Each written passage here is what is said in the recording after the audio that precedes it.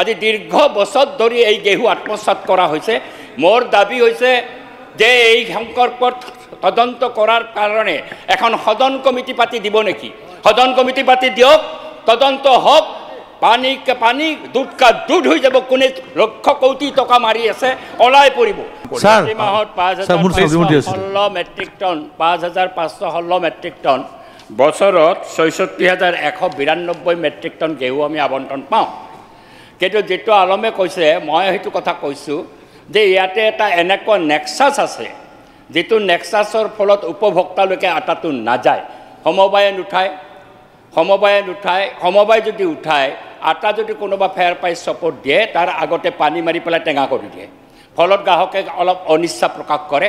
সেই সুযোগটো লৈ পেলাই আজি বহু বছৰ ধৰি পেলাই এই ৬৬,১৯২ মেট্ৰিক টন ঘেঁহু আজি ফ্ল'ৰ মিল আৰু বেলেগ এটা চক্ৰই ইয়াক আত্মসাৎ কৰি আছে।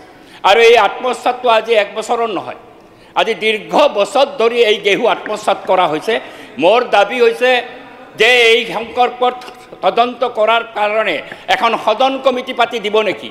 সদন কমিটি পাতি দিয়ক, তদন্ত হোক, পানীকে পানী, দুধকা দুধ হৈ যাব। কোনে লক্ষ কোটি টকা মাৰি আছে ওলাই পৰিব। আৰু এইটো বিভাগত গেহুক লৈ পেলাই যিটো কেলেংকাৰী হৈছে, এইটো ভয়ংকৰ কেলেংকাৰী, হাজাৰ কোটি টকাৰ কেলেংকাৰী হৈ আছে বছৰৰ পিছত বছৰ।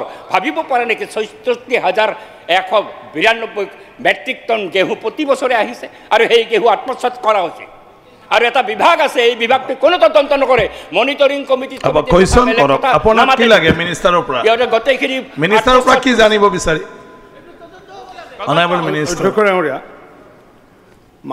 সকলো মানুহৰ ধাৰণা হৈছে যে মানে কণ্ট্ৰলৰ দোকানত চাউলৰ লগত আটাটো পাব লাগে, এইটো ধাৰণা মানুহৰ। মোৰ ধাৰণা এটা আছিলে, আমি ১,৩৭,০০,০০০ মেট্ৰিক টন আমি চাউল যোগান ধৰোঁ। ভাৰত চৰকাৰে আমাক চাউল যোগান ধৰে ১,৩৭,০০,০০০ মেট্ৰিক টন।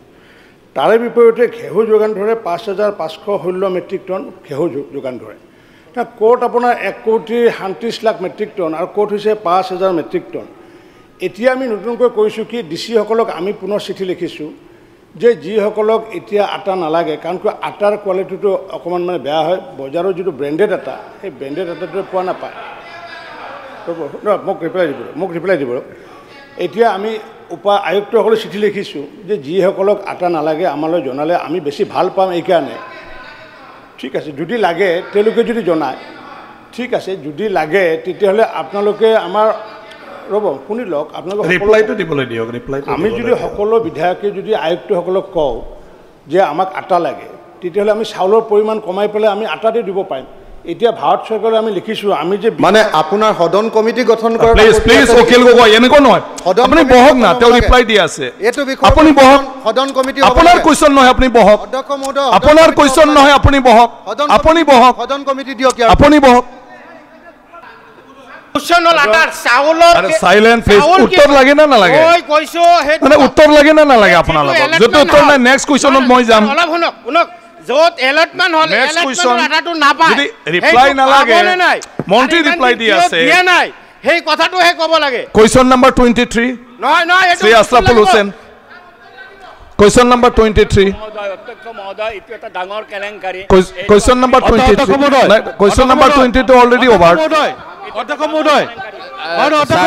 স্যাৰ এইটো আপোনালোকে নুখুনে কেলে এলটমেন্ট কৰিছেন নাই? ৰিপ্লাইটো খিনি স্যাৰ সাৰেন্ডাৰ কৰিছে নে কি এইটো স্যাৰ স্পষ্ট হ'ব লাগে স্যাৰ।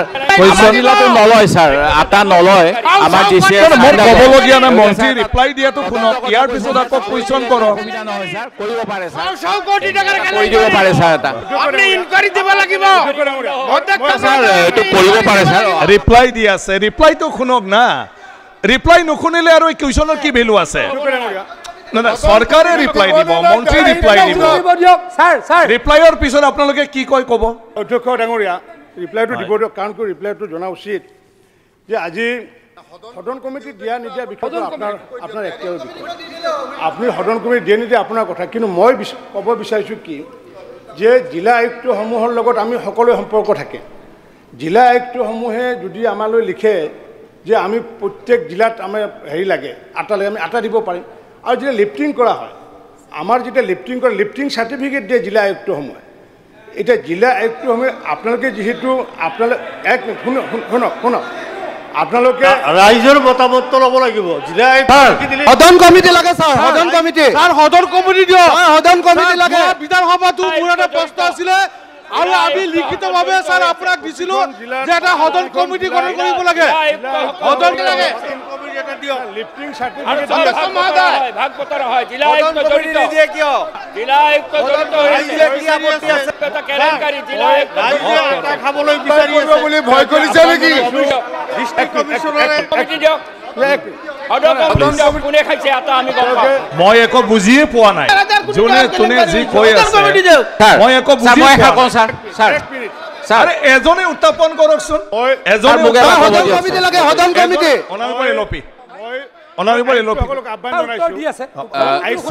অনাৰেবল এলপি উত্তৰটো শুনকচোন উত্তৰটো শুনি পেলাই কওক হ'ব অনাৰেবল মিনিষ্টাৰ সদন কমিটি লাগে ছাৰ সদন কমিটি অনাৰেবল একো এলপি নালাগে হুলস্থুল লাগে আপোনালোকক একো নালাগে হুলস্থুল কৰিব লাগে এলপি উত্তৰ দি আছে উত্তৰ মাহতে যাতে তেওঁলোকে সভা অনুষ্ঠিত কৰে ছেপ্টেম্বৰ Honorable মাহত Minister. বিধায়কসকলক লৈ আটা সন্দৰ্ভত যাতে প্ৰতিগৰাকী আয়ুক্ত যাতে সভা অনুষ্ঠিত কৰে তাৰ কাৰণে আপোনাৰ জৰিয়তে মই আয়ুক্ত সমগ্ৰ অসমৰ আয়ুক্তসকলক ইয়াৰ পৰা নিৰ্দেশ প্ৰদান কৰিছোঁ